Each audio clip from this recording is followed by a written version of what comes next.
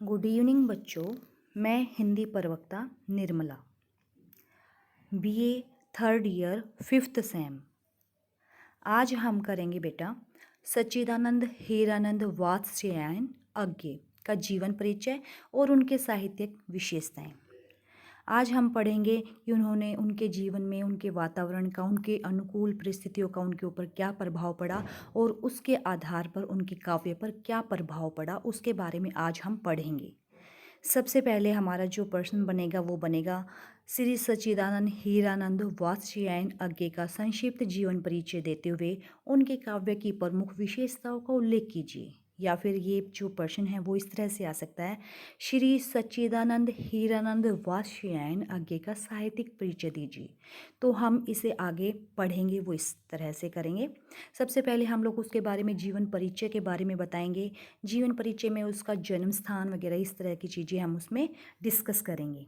उसके बाद हम कहेंगे अज्ञे जी आधुनिक हिंदी के प्रमुख साहित्यकार थे। उनका पूरा नाम सच्चिदानंद हीरानंद वात्स्यायन अज्ञे था और इनका जो उपनाम है वो अज्ञे के नाम से प्रसिद्ध है। इनके पिता का नाम हीरानंद शास्त्री था, जो भारत के पुरातत्व विभाग के सेवा में उच्च अधिकारी थे। वे संस्कृत के विद्वान थे। वे कठोर अनुशासन के पक्ष में थे, किंतु प्रतिभा के स्वतंत्र विस्तार में कभी बाधक नहीं हुए। अज्ञे जी का जो जन्म है वो हमारे 7 मार्च 1911 में जिला देवरिया में हुआ। उनका बचपन लखनऊ, श्रीनगर और जम्मू में बीता। सन 1929 में उन्होंने लाहौर के फोरमैन कॉलेज से बीएससी की परीक्षा प्रथम श्रेणी में पास की। सन 1930 में उन्होंने एमए अंग्रेजी का अध्ययन आरंभ किया। अज्ञे जी ने कुछ समय तक सैनिक और विशाल भारत पत्रिका का संपादन भी किया। 1947 में उन्होंने प्रयोगवादी पत्रिका प्रतीक का संपादन किया। कुछ समय पश्चात वो बंद हो गई। 4 अप्रैल 1987 को सुबह सुबह हृदय गति रुक जाने की वजह से अज्ञे जी का देहांत हो गया। उनकी जो रचनाएं लिखी, उनकी रचनाएं इस तरह से हैं, वो इस तरह से हैं। अज्ञे जी एक प्रतिभाशाली साहित्यकार थे। उन्होंने हिंदी साहित्य की लगभग अनेक विधाओं पर अपनी कलम चलाई है। सबसे पहले उनके काव्य संग्रह हैं, उसमें हरी घास पर क्षण भर, चिंता, बावरा अहेरी, इंद्रधनु रोंदे हुए, अरि ओ करुणा में प्रभा में, आंगन के पार द्वार। उनका नाटक है उत्तर प्रियदर्शी। उनकी कहानियां हैं परंपरा, जयदोल, कोठरी की बात। उनके उपन्यास है शेखर एक जीवनी, अपने अपने अजनबी, नदी के द्वीप। निबंध है उनके त्रिशंकु, धार और किनारे। संस्मरण उनके लिखे हुए हैं स्मृति लेखा। साक्षात्कार है उनका अज्ञे अपने बारे में। उसके बाद उन्होंने अपने काव्य में क्या क्या उनकी विशेषताएं हैं वो भी हम इस तरह से पढ़ेंगे। सबसे पहला हमारा जो पॉइंट है वो है व्यक्तिनिष्ठता। अज्ञे जी के काव्य में सबसे पहले एक व्यक्तिनिष्ठ कवि का रूप देखा जा सकता है। इस स्थिति में वो ना तो क्रांतिकारी हैं और ना ही विद्रोही हैं, अपितु संसार के आकर्षण से आबद्ध एक व्यक्ति हैं, जो कभी प्रकृति के सौंदर्य के प्रति आकृष्ट होते हैं तो कभी समाज का विविध समस्याओं से उलझे हुए प्रतीत होते हैं। इसलिए वो कह भी उठते हैं, वो कहते हैं किंतु हम द्वीप, हम धारा नहीं हैं। इस तरह से उनकी जो कविता है वो हमारे सामने से लिखी हुई हैं। दूसरा पॉइंट हमारा जाता है क्षण अनुभूति। क्षण मीन्स क्षण की अनुभूति। कवि ने क्षण अनुभूति को बहुत ही महत्व दिया है। इसी कारण अन्य प्रयोगवादी कवि भी क्षण अनुभूति को अधिक महत्वपूर्ण समझते हैं। कवि जीवन को हर क्षण अमोघ और अजेय समझता है, उसे स्वतंत्र एवं स्वच्छंद बताता है। उन्होंने लिखा है, क्षण अमोघ है, इतना मैंने पहले भी पहचाना है, इसलिए सांझ को नश्वरता से नहीं बांधता। उन्होंने क्षण की जो अनुभूति है उसके महत्व को समझा है। उन्होंने एक एक क्षण के, एक एक मिनट की कीमत को पहचाना है। नंबर 3 पे हमारा पॉइंट जाता है जीवन को पूर्णता से जीने का आग्रह। अज्ञे जीवन के पूर्ण आस्वादन में विश्वास रखने वाले कवि हैं।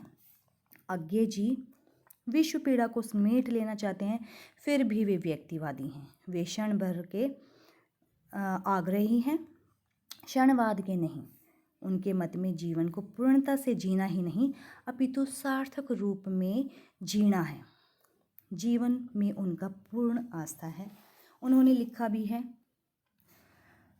भीतर ही भीतर झरे पत्तों के साथ जलता और जीर्ण होता रहता हूँ, नया प्राण पाता हूँ। नंबर 4 पॉइंट है हमारा व्यक्ति और समष्टि का समन्वय। इसमें यहाँ पे कवि ये बताना चाहते हैं व्यक्ति और समाज में आपस में क्या संबंध होता है। इसमें आज्ञा जी कहते हैं कि आज्ञा एक व्यक्तिवादी कवि हैं क्योंकि उनकी मान्यता है कि व्यक्ति का संतुलित विकास हुए बिना समाज को लाभ नहीं हो सकता। उनकी प्रसिद्ध कविता नदी के द्वीप में नदी समाज की और द्वीप व्यक्ति का प्रतीक है। द्वीप व्यक्ति के अस्तित्व को दर्शाता है।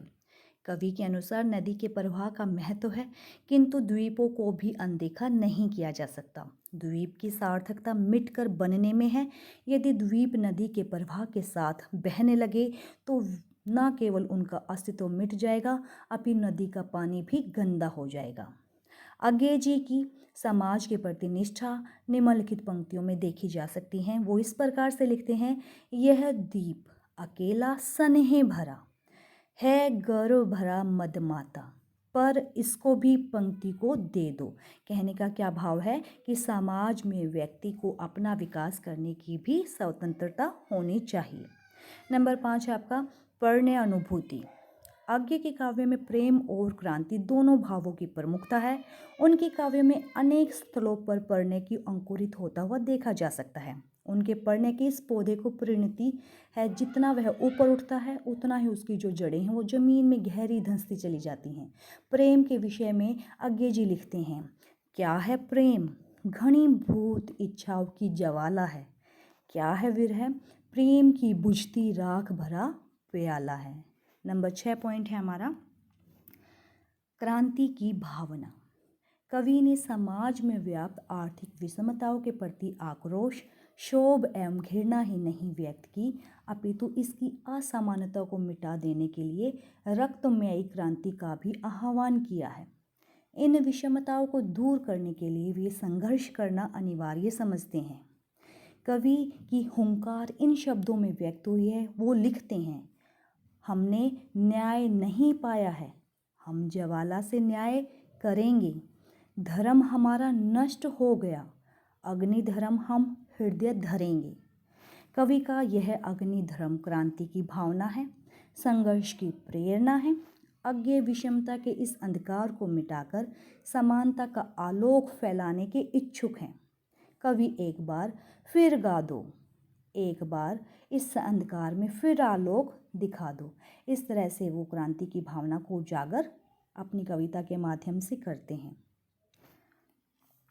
फिर है उनका भाषा शैली। भाषा शैली मीन्स उन्होंने किस भाषा का प्रयोग किया, उसमें कि कहाँ कहाँ से शब्दों को लिया। तो फिर इसमें वो लिखते हैं, आज्ञा का जो काव्य है जो भाषा शैली के विविध प्रयोगों से भरा हुआ है। उन्होंने भाषा और शैली को लेकर अनेक प्रयोग किए। वे सदा पुराने प्रतीकों और उपमानों के स्थान पर नए प्रतीकों और उपमानों का प्रयोग करते रहे। उनके प्रतीकों में नवीनता विद्यमान रहती है। वे पाठक की अनुभूति जगाने में सदा सफल रहते हैं। मछली, द्वीप और दीप उनके प्रिय प्रतीक हैं। एक अन्य उदाहरण के माध्यम से वही बात बताई जा सकती है। उसमें लिखते हैं, हम निहारते रूप, कांच के पीछे हाँफ रही है मछली। रूप तृषा भी और कांच के पीछे है जिजीविषा भी। आज्ञा ने अपनी काव्य भाषा में तत्सम, तद्भव एवं अन्य भाषाओं के शब्दों का सुंदर एवं सार्थक प्रयोग किया है। तत्सम शब्दों का प्रयोग देखिए, देखी देह वल्ली भव्य बीज रूप अंकुरों का। आज्ञा ने मुहावरों और लोकोक्तियों को सार्थक प्रयोग से भाषा को सुगठित एवं भाव सौंदर्य में उत्पन्न किया है। आज्ञा जी ने अपने काव्य में परंपरागत प्राचीन एवं नवीन मिश्रित छंदों का भी प्रयोग किया है। अंत में हम कह सकते हैं, निष्कर्ष रूप में उनके बारे में बता सकते हैं, कहा जा सकता है। निष्कर्ष रूप में अज्ञे के बारे में ये बात कही जा सकती है कि अज्ञे जी आधुनिक युग के सजग कवि थे। उनकी काव्य रचनाओं में भाव पक्ष एवं कला पक्ष का सुंदर समन्वय हुआ है। उन्होंने नए भावों को नवीन काव्य शैलियों में अभिव्यक्त किया है तथा नए नए प्रयोग करके काव्य के शिल्प को नवीनता प्रदान की है। उनका जो एक उनकी कविता है हमारा देश उनकी जो कविता है वो सुप्रसिद्ध लघु कविता है, जिसमें उन्होंने ग्रामीण जीवन का अत्यंत सजीव चित्र अंकित किया है। उसमें उन्होंने भारत की वास्तविक संस्कृति और ग्रामीण जीवन में जो भी समस्याएं उनको दर्शाया गया है। इस तरह से हम आज इतना ही पढ़ेंगे। धन्यवाद।